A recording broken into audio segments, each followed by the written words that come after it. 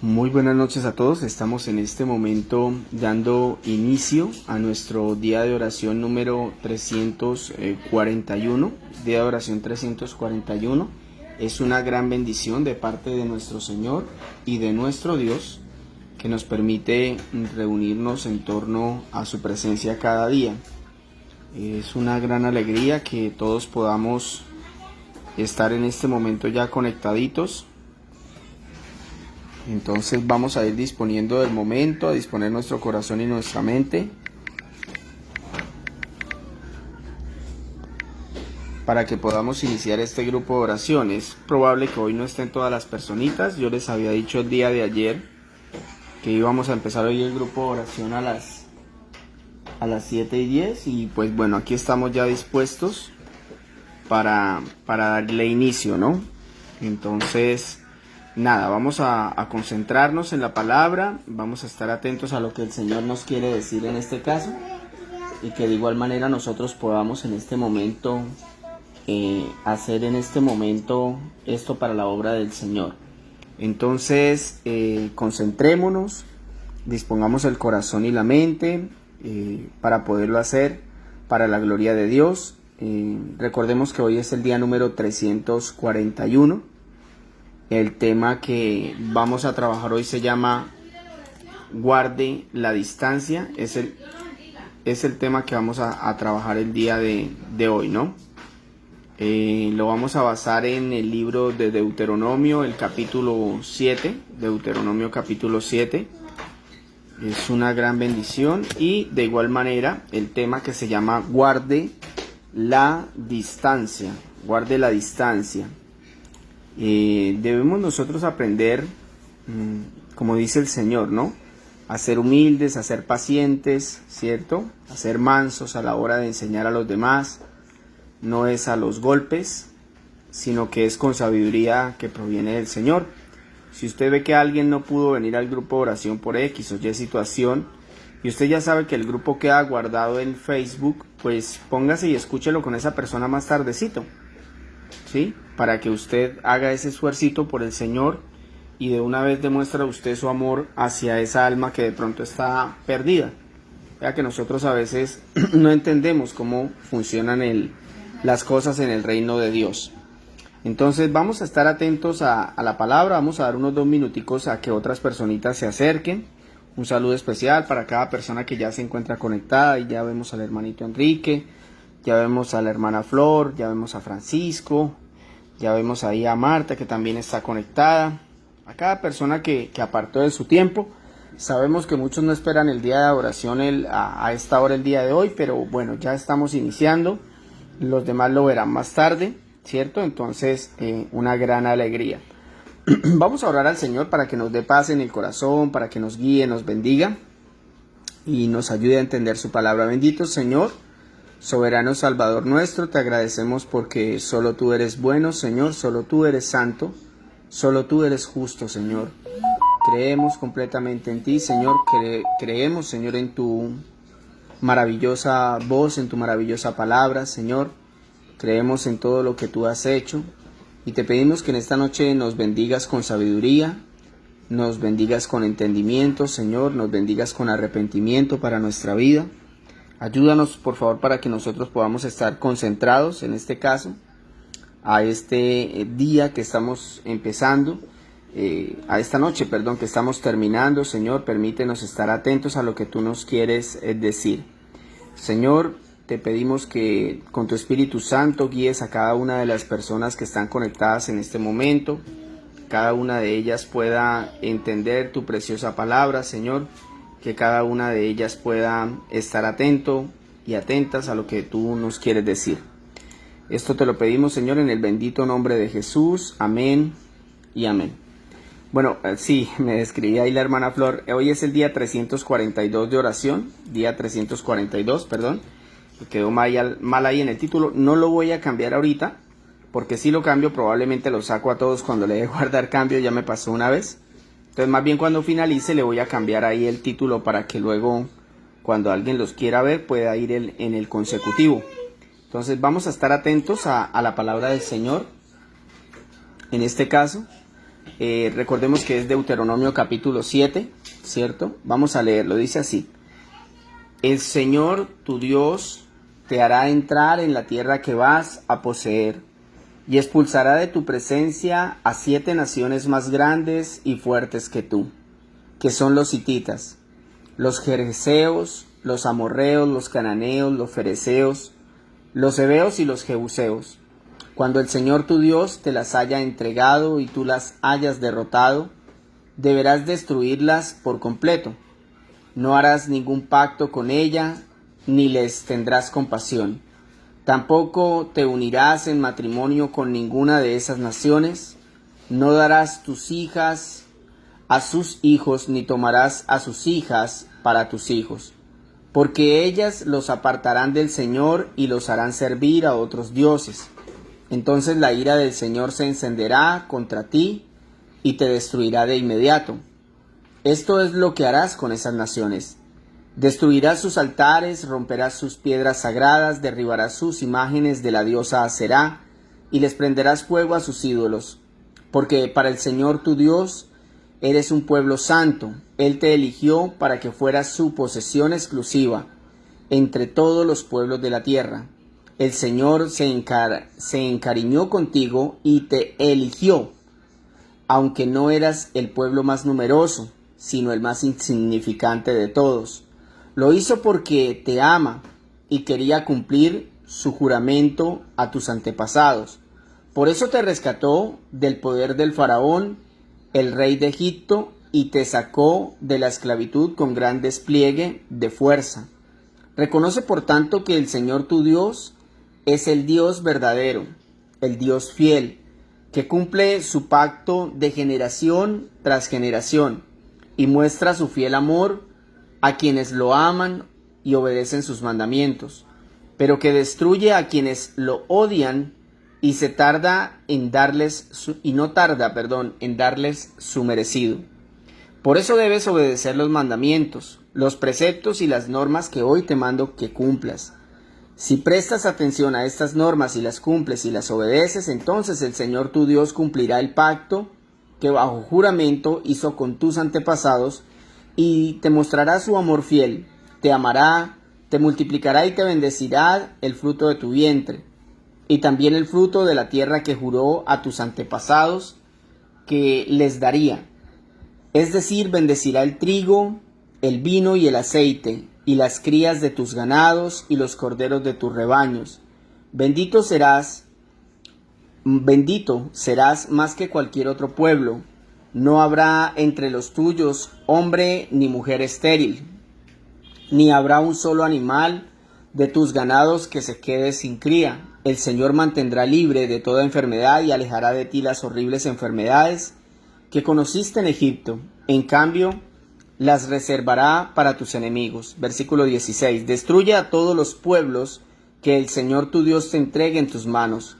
No te apiades de ellos ni sirvas a sus dioses, para que no te sean una trampa mortal. Tal vez te preguntes, ¿cómo podré expulsar a estas naciones si son más numerosas que yo?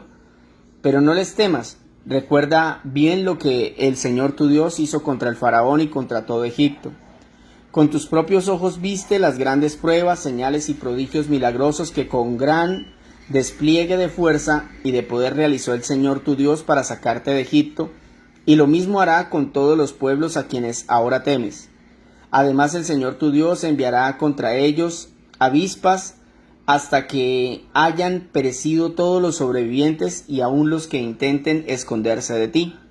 No te asustes ante ellos, pues el Señor tu Dios es Dios grande y temible, está contigo. El Señor tu Dios te expulsará el Señor tu Dios expulsará a las naciones que te salgan al paso, pero lo hará poco a poco. No las eliminará a todas de una sola vez, para que los animales salvajes no se multipliquen ni invadan tu territorio. El Señor tu Dios entregará esas naciones en tus manos y las llenará de gran confusión hasta destruirlas. Pondrá a sus reyes bajo tu poder, y de sus nombres tú borrarás hasta el recuerdo. Ninguna de esas naciones podrá resistir a tu presencia, porque tú las destruirás. Pero tú deberás quemar en el fuego las esculturas de los dioses. No codicies la plata y el oro que la recubren, ni caigas en la trampa de quedarte con ellas. Pues eso es algo que aborrece el Señor tu Dios. No metas en tu casa nada que sea abominable. Todo eso debe ser destruido. Recházalo y detéstalo por completo, para que no seas destruido también. Bueno, hemos finalizado la lectura del capítulo 7 de Números, un texto bastante hermoso. Recordemos que desde Deuteronomio 5 se están exponiendo los 10 mandamientos, ¿cierto? Ahí en Deuteronomio 5 entonces se exponen los 10 como tal, se leen por parte de Moisés, pero luego él empieza a explicárselos uno por uno. Y en el primero, venimos desde ayer, yo les dije que estaban en los capítulos 6, 7 y 8, ¿no? Ya vimos que no tener dioses ajenos va más allá, eso fue lo que vimos ayer. Ya vimos que no tener dioses ajenos, ese es el mandamiento, va más allá de lo que esta frase nos dice o lo que aparenta, ¿cierto? A simple vista podríamos pensar que solo se refiere a la adoración de estatuas, de imágenes, etcétera, ¿cierto? Que es lo que nos muestra acá el texto para el pueblo de Levítico, para el pueblo que se encontraba en este momento de Israel en la tierra prometida. Y debemos entender el contexto, ¿no? Estas eran poblaciones en las que ellos estaban entrando, que estaban acostumbrados a adorar todo tipo de cosas. Ellos adoraban el sol, ellos adoraban la luna, los árboles, ellos adoraban las rocas, adoraban lo que fuera. Y el Señor lo sabía y quería prevenir a los israelitas que al entrar en esa tierra comenzaran a realizar esa adoración. Pero a medida la Biblia avanza, a nosotros nos da más revelación de lo que es la idolatría. Y aunque definitivamente este tipo de idolatría todavía existe, la adoración a las imágenes, a las estatuas, a los santos, y es detestable al Señor, también es detestable al Señor la idolatría que llevamos a cabo sobre nosotros mismos, como decíamos ayer, cuando nos endiosamos, o sobre otras personas, sobre cosas materiales o sobre situaciones de nuestro entorno. Cualquier cosa, les decía yo, que esté por encima de Dios en nuestra vida es un Dios ajeno que nos aleja de Cristo. Ahora bien, en este capítulo vemos la contraparte del capítulo anterior. Por ejemplo, en el de ayer el Señor invita al pueblo de Israel a servirle, que en lugar de que ellos sirvan a esos dioses ajenos, les sirvan a Dios. Y les expone cómo podrían llegar a servir. En el capítulo de hoy ya lo que hace es exponerle en qué situaciones el pueblo puede llegar directamente a servir a esos dioses ajenos, pero también les revela las consecuencias que serían gravísimas y destructivas para el pueblo. Entonces, básicamente eso es este capítulo, una contraparte donde ya el Señor les dice, cuidado que ya van a entrar, y si ustedes hacen esto y aquello, es como que se estuvieran enfrentando contra mí. Entonces, yo creo que aquí estamos viendo algo claro. Yo les dije que el tema de hoy se llama guarde la distancia, ¿cierto? Ese es el tema de hoy, guarde la distancia. ¿Cómo mantener la distancia con el mundo? Es la pregunta que vamos a resolver el día de hoy, ¿cierto? El tema es guarde la distancia, entonces, ¿cómo mantener la distancia con el mundo? Hay algunos que se han acercado más de la cuenta al mundo y por eso están como están. Esta es una palabra para todos nosotros. Lo primero que nosotros debemos hacer para mantener la distancia con el mundo, así como por ejemplo vemos que hoy en día para que el virus no se extienda tanto, entonces en los lugares donde hay aglomeración se establecen unos reglamentos, ¿cierto? Que dicen deben estar a 2 metros, deben estar a 1 metro, ¿cierto? Todos con tapaboca, entonces se toman medidas para que el virus no se transfiera de uno a otro, ¿cierto? En el mundo, para que nosotros no seamos infectados con las cosas de este mundo, también podemos tomar medidas para mantener la distancia con el mundo. Entonces, eso es lo primero que debemos hacer, que es tomar medidas. Tome medidas. Y ya vamos a ver cuáles. El versículo 2 al 4 dice, cuando el Señor tu Dios te las haya entregado, refiriéndose a las naciones que le iba a entregar, que eran 7, y tú las hayas derrotado, porque el Señor ya les había dicho que la victoria estaba asegurada, deberás destruirlas por completo. Vea, el Señor aquí no vuelve a repetir lo de antes, pero aquí tenemos que ser claros. Cuando Él dice por completo, es con todo y gente. Ahí va a morir toda esa gente. No harás ningún pacto con ellas, ni les tendrás compasión. Tampoco te unirás en matrimonio con ninguna de esas naciones. No darás tus hijas a sus hijos, ni tomarás sus hijas para tus hijos. ¿Por qué? Porque ellas, esas naciones, los apartarán del Señor y los harán servir a otros dioses. Ahí está el incumplimiento del mandamiento, ¿cierto? No tendrás dioses ajenos. Entonces, sigue el Señor diciendo, entonces la ira del Señor se encenderá contra ti y te destruirá. ¿Qué vemos aquí, mis hermanos? Toma medidas, Israel. Es lo que el Señor le está diciendo al pueblo de Israel.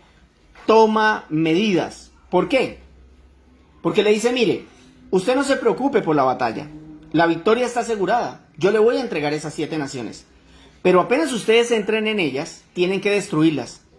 Si ustedes en lugar de destruirlas, se ponen a hacer pacto con ellas, en lugar de eso, se ponen y se casan con estas personas, entonces ustedes van a terminar enfrentados a mí. Es lo que el Señor les está diciendo. Entonces, vemos que por orden del Señor los israelitas tenían que tomar esas medidas. O sea, esto es importante, no es una orden de Dios.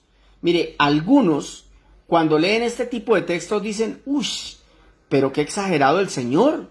Uy, cómo matar toda esa gente, ¿no? Uy, no, tampoco, dejar de hablarles también. ¿Qué tal no poderle dar ni un abracito, ni un besito a los vecinitos, ¿cierto? Y no falta el osado, ¿no? A mí no me parece. Pero cuando leemos más ampliamente el texto, vemos el amor del Señor cuidando a Israel. Escuchen y pongan atención. Mire, cuando usted lee el texto más despacio, usted puede ver el amor de Dios hacia Israel. Miren el versículo 4. Se lo parafraseo. Es como que el Señor les está diciendo, si ustedes no me obedecen y dejan con vida a esa gente, hacen pactos con ellos y se casan con ellas y con ellos, es decir, si ustedes no tomaron medidas, entonces se apartarán de mí para servir a otros dioses. Están incumpliendo el primer mandamiento.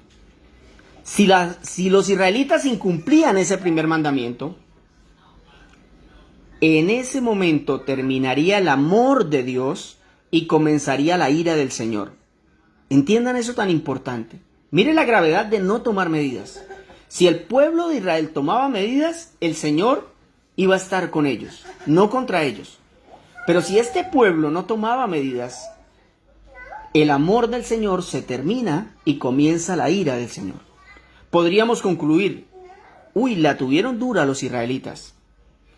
Pero al ver a Cristo, entendemos que Él, por ejemplo, ya derrotó la muerte, el pecado y a Satanás. Lo mismo que el Señor le había prometido a Israel. Yo te entrego estas poblaciones, la victoria es tuya. Todas las 7 serán de ustedes, pero tienen que hacer esto y esto y esto y esto. Porque si no, mi ira recaerá sobre ustedes. Entonces, entendemos que Cristo también derrotó a este mundo. También derrotó la muerte, el pecado y a Satanás. En este tiempo, a nosotros se nos ha dado autoridad para establecer distancia con el mundo.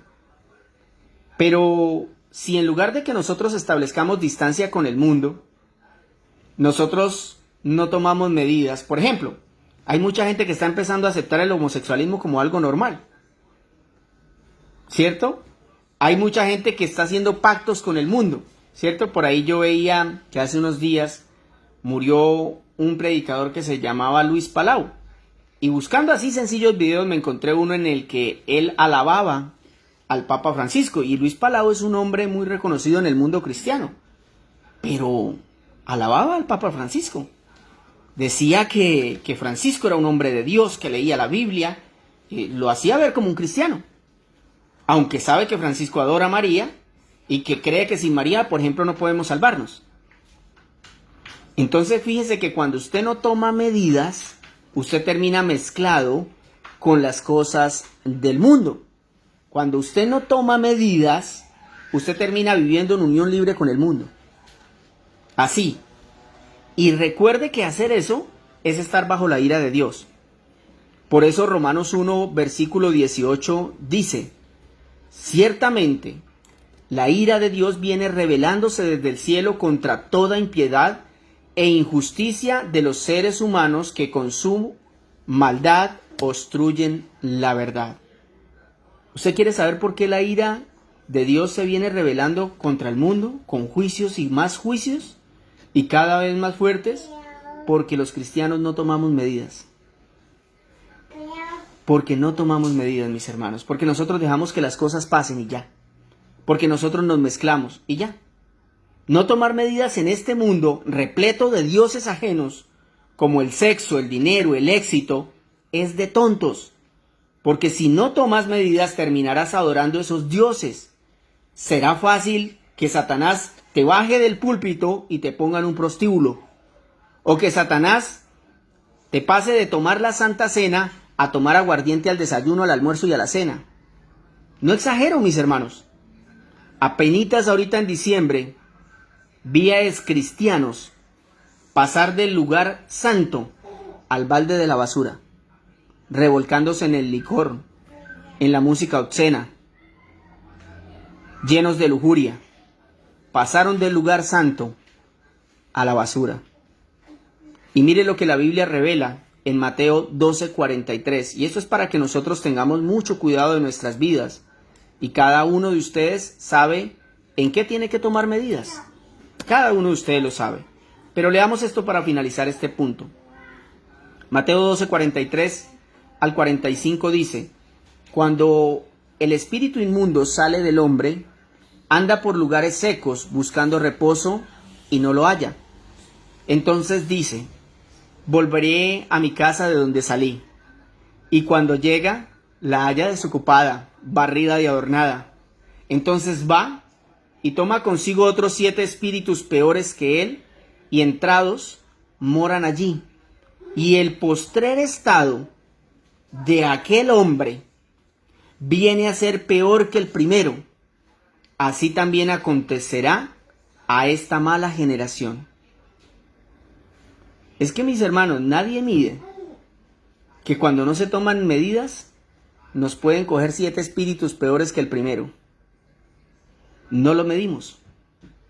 Y es importante porque ese primer mandamiento nos está diciendo a nosotros: tomen medidas para que no se hagan dioses ajenos. Entonces no hagamos acercamientos con el mundo. No tengamos... Mire que a veces confundimos la compasión con el mundo. La mejor compasión que usted puede tener con el mundo es predicarles el evangelio y decirles que están condenados. No es hacer compañerismo ni amistad con ellos. No, de eso no se trata, mis hermanos. Entonces, ¿cómo mantener la distancia con el mundo? Tome medidas. Número 2, acepte a Dios como es. Acepte a Dios como es. Dice el versículo 9 y 10. Reconoce por tanto que el Señor tu Dios es el Dios verdadero, el Dios fiel, que cumple su pacto generación tras generación y muestra su fiel amor a quienes lo aman y obedecen sus mandamientos. Escuchen, pero que destruye a quienes lo odian y no se tarda en darles su merecido. Analicen estos versículos, porque estos versículos tienen 2 verdades. 2. Primero expone la esencia del primer mandamiento. ¿Cuál es la esencia del primer mandamiento? ¿Cierto? Nos dice que existe un solo Dios. Entonces usted va a la primera parte y dice: reconoce por tanto que el Señor tu Dios es el Dios verdadero. ¿Ya? Que el Señor tu Dios es el Dios verdadero. O sea, lo primero que el texto nos expone es: existe un solo Dios. Y entonces lanza la primera verdad. La primera verdad es que Dios es fiel y amoroso.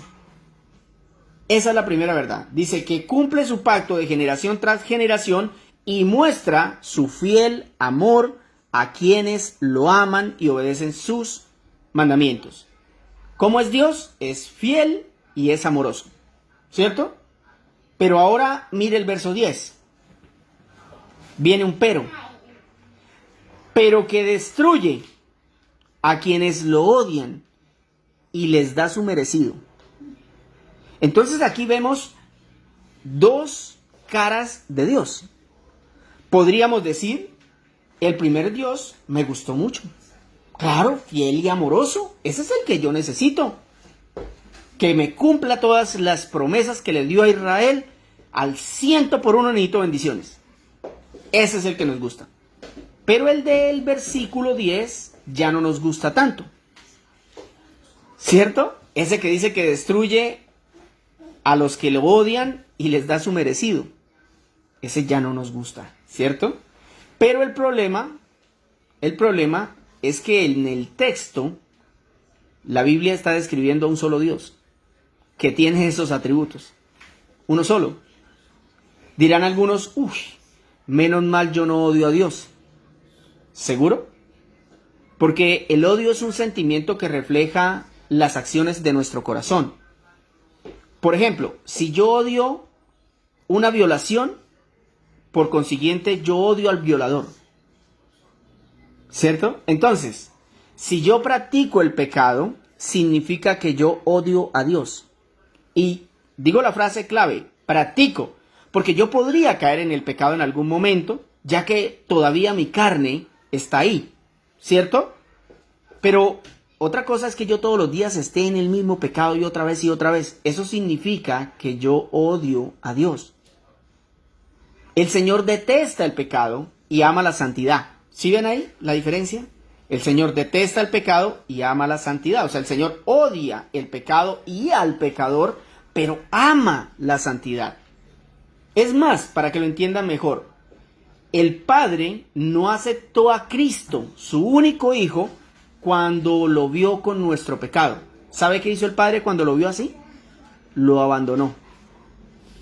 La verdad, ¿piensa usted que merece más misericordia que Cristo? O sea, sería bueno que nos revisáramos y dijéramos, Dios mío, Señor, usted de verdad abandonó a su Hijo, Señor.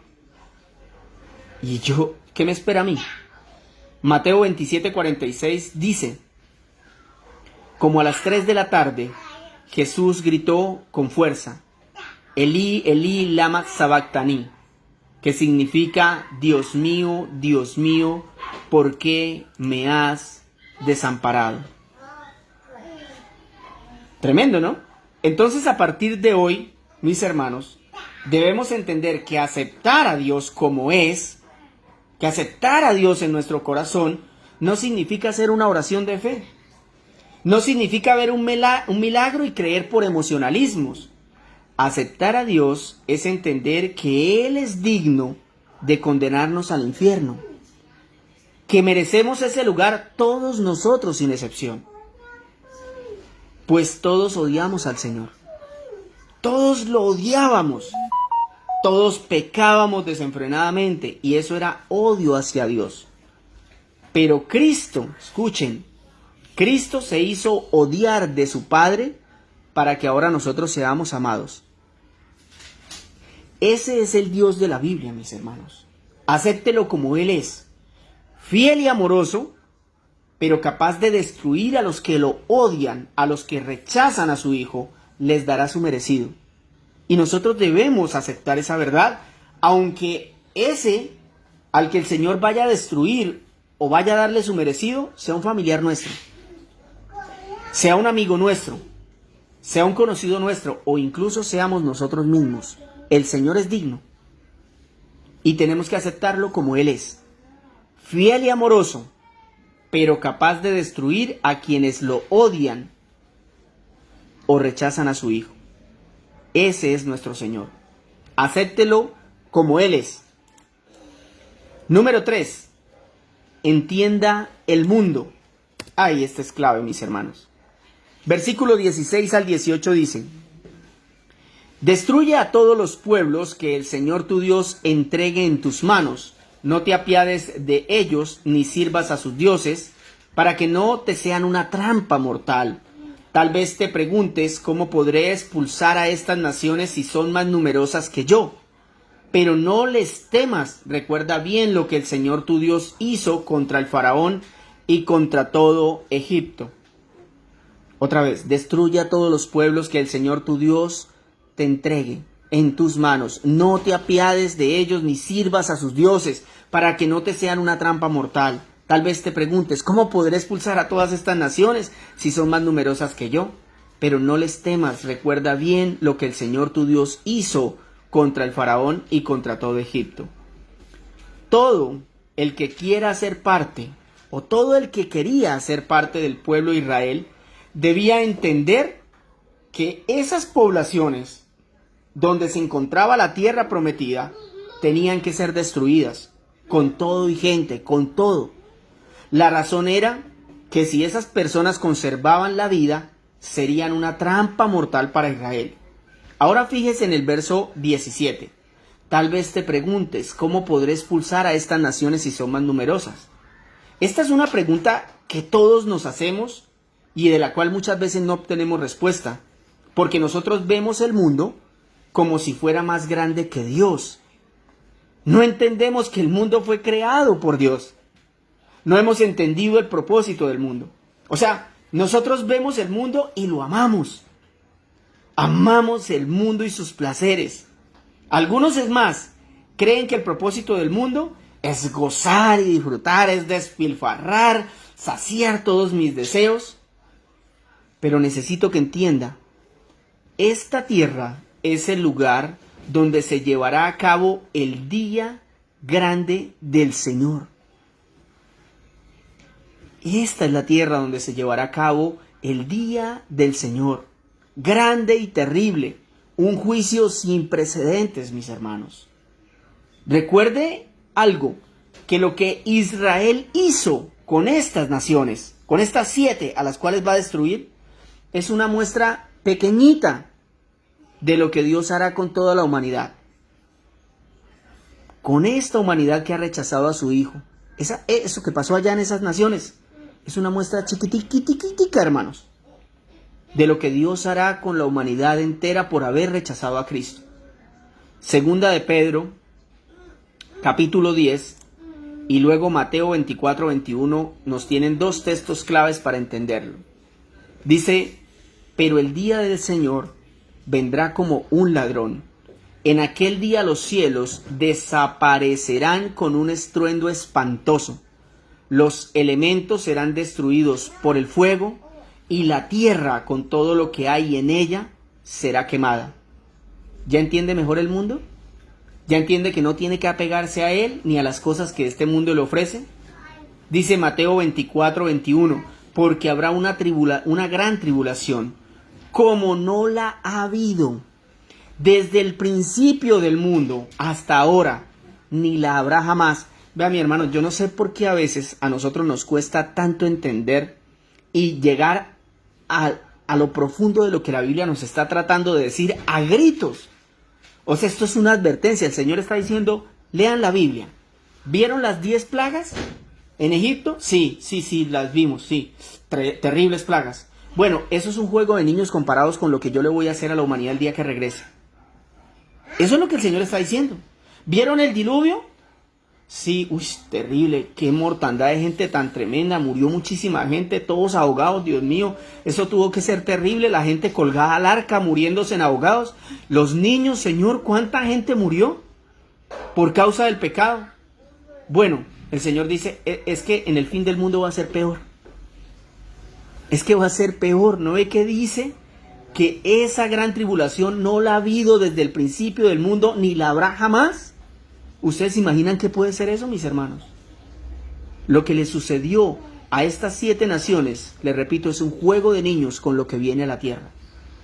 Entonces nosotros, eso nos debe llevar a entender este mundo. Este mundo tiene un propósito. ¿Cuál es? El juicio de Dios, mis hermanos. Este mundo es el escenario donde Dios va a traer su juicio por haber rechazado a su Hijo. Entonces, ¿vamos a seguir enamorados de los vicios? ¿De los casinos? ¿De los bolos? ¿De los billares? ¿De los prostíbulos? ¿Del homosexualismo? ¿De los videojuegos? ¿De la pornografía? ¿Del licor? ¿De exhibir el cuerpo? ¿De los negocios? ¿Vamos a seguir enamorados de todas esas cosas? Sin entender que todo eso va a pasar por fuego y que no solo esas cosas, sino los que están aferrados a esas cosas, los que se apasionaron por eso, también van a pasar por ese fuego. Eso nos va a llevar a entender el mundo, mis hermanos. Claro, eso nos va a dar un entendimiento diferente. Porque imagínense estos israelitas qué pensaban de Dios. No, tenemos que obedecerle. Mire lo que hizo con esas naciones. Entonces acá el Señor nos está mostrando tanto esa parte que Él dice que destruirá a los que le odian y les dará su merecido, pero también nos está mostrando su gran amor y su misericordia. Él es fiel y es amoroso, pues ¿cuál padre daría a su hijo para morir por hombres y mujeres pecadores? Usted diría, no, yo no entregaría a mi hijo. Yo hablaba con alguien hace unos días, mis hermanos, y le preguntaba, ¿usted sería capaz de entregar a su hijo, a su bebé, por 10 niños?